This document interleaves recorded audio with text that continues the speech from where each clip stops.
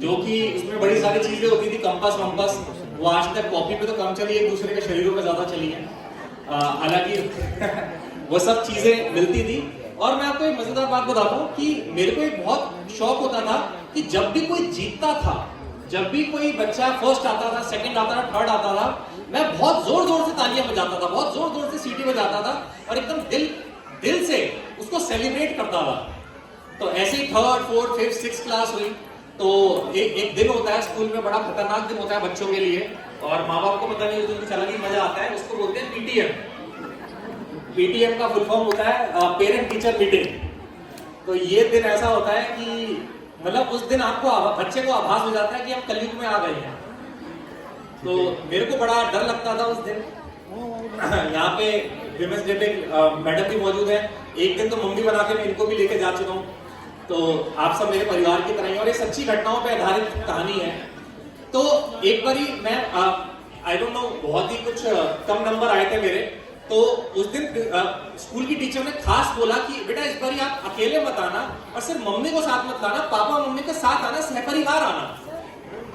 तो मैं सहपरिवार पहुंचा ऑटो में किसी तरह फिट होके। मैंने कहा बेटा जा तो रहे हैं, आएंगे कैसे, अभी इस बात का कोई अंदाजा नहीं है। तो जब मैं स्कूल गया और बड़ी दिलचस्प बात एक टीचर ने कही, कहते हैं आपका लड़का बहुत अच्छा है, बनता साफ है, इससे हमें कोई शिकायत नहीं है, बस एक चीज हमें आज तक समझ में नहीं आई कि जब भी कोई बच्चा फर्स्ट आता है, सेकंड आता है, थर्ड आता है, या स्कूल की असेंबली चल रही होती है, ये खुद तो ना यहाँ पे कभी आया और ना मैं देख पा रही हूँ कि कभी ये फर्स्ट सेकंड थर्ड आ पाएगा इस जीवन में।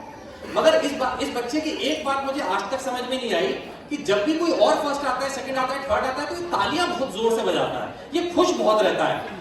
और मैं चाहती हूँ कि अगर आप इसी एनर्जी को चैनलाइज करें कि जितनी एनर्जी, उत्साह, जितनी खुशी है दूसरों के फर्स्ट आने में लगाता है, अगर ये खुद पे थोड़ी सी मेहनत करे तो लड़का बुरा नहीं है, कर सकता है। तो ये बात मतलब टीचर ने ऐसे मेरे पेरेंट्स के कान में डाली कि वो बात उनके कान से लेके, उनके दिमाग से लेके उनकी आत्मा तक चली गई, और वो दिन रात मुझे खाते पीते वही ताने। अब भगवान जाने टीचर ऐसे कैसे समझाते हैं, एकदम जैसे एक टर्म है, मैं बोलना नहीं चाहता, बट जैसे वशीकरण बोलते हैं, क्या बोलते हैं उसको। तो टीचर ने ऐसा सम्मोहित कर लिया मेरे माँ बाप को कि वो उठते बैठते सोते जागते बस मुझे यही बोलते थे कि बेटा बस तू फर्स्ट क्यों नहीं आता, तेरे को दूसरों के लिए इतनी खुशी है, तू खुश क्यों नहीं होता। अब ये बात खैर मैं सुनता रहा, समझता रहा, फर्स्ट तो मैं तब भी नहीं आ पाया। मतलब कहीं आप सोच रहे हो कि मोटिवेशनल कहानी वाली फर्स्ट आ गया हो, तो ऐसा कुछ नहीं हुआ। उसके बाद मैंने अपनी वकालत की पढ़ाई करी 5 साल की। उसके बाद मैंने अपनी पोस्ट ग्रेजुएशन साइकोलॉजी में करी, और उसके बाद मैंने जो आज मैं काम आपके सामने कर रहा हूँ, यही काम मैंने इसी की शुरुआत करी।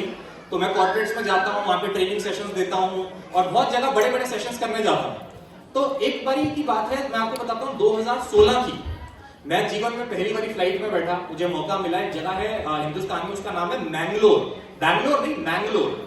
ये भी साउथ में है, वहाँ पे बड़े सारे कॉलेजेस मौजूद हैं। तो इस कॉलेज से मुझे न्योता आया कि अक्षय जी, हम आपको आमंत्रित करना चाहते हैं, एक सेशन करेंगे आपके साथ एंटरप्रेन्योरशिप पे, लीडरशिप पे एक सेशन करना चाहते हैं। मैंने कहा जी जरूर, ये मेरा सौभाग्य होगा। तो मैं पहली बारी फ्लाइट में बैठा और मैं जब उस स्टेज पे गया तो मैं आपको एक बात बताना चाहता हूँ। वो दिन है और आज का दिन है, मेरा जीवन को देखने का नजरिया बदल गया। और ये बात जो भागवत गीता में लिखी गई है, जो कुरान में लिखी गई है, बाइबल में लिखी गई है, उससे हूबहू मैच करती है। तो जैसे कि आप देख पा रहे हैं, स्टेज का एक सेटअप है। यहाँ पे आप 2 ग्रीन रूम देख पा रहे हैं, एक ग्रीन रूम उधर है, एक ग्रीन रूम इधर मेरे पीछे है। तो ग्रीन रूम में जनरली क्या होता है कि अगला व्यक्ति जो परफॉर्म करने वाला होता है, वो बैठ के इंतजार कर रहा होता है कि जो इंसान बकवास कर रहा है वो बंद करे और मैं आके परफॉर्म करूं। तो वो इंसान ऐसा बैठ के वहां पे सोच रहे होते हैं। और मेरे को भी याद है कि मेरी जो परफॉर्मेंस, मतलब मेरा जो लीडरशिप पे टॉक होने वाली थी, मैं ऐसी ग्रीन रूम में बैठा था और एक प्रोग्राम चल रहा था जहां पे फिर मेरा समय आने वाला था। और मुझे याद है कि मैं आराम से बैठ के बस इंतजार कर रहा था, भगवान का नाम ले रहा था। प्रोग्राम्स करते हैं, लीडरशिप पे टॉक देते हैं और बड़े बड़े लोगों को कंसल्टेंसी देते हैं, और बहुत लंबा चौड़ा उन्होंने अच्छा सा इंट्रोडक्शन दिया।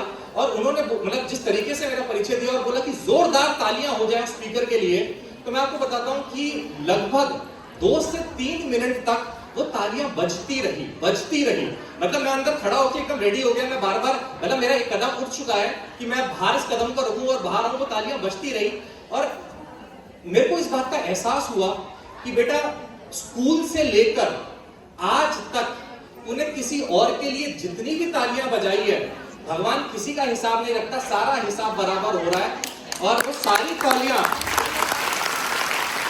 लौट कर वापस आ रही है। अब देखो बात कुछ नहीं, आप तालियां बेमतलब की बजा रहे हो, ऐसी कोई बात तो है नहीं ताली बजाने लायक। मगर ये तालियां क्यों बज रही है मैं आपको बताता हूं। ये तालियां इसलिए बज रही है कि मैंने ऊपर वाले के खाते में बचपन से आज तक ये तालियां जमा करा रखी हैं।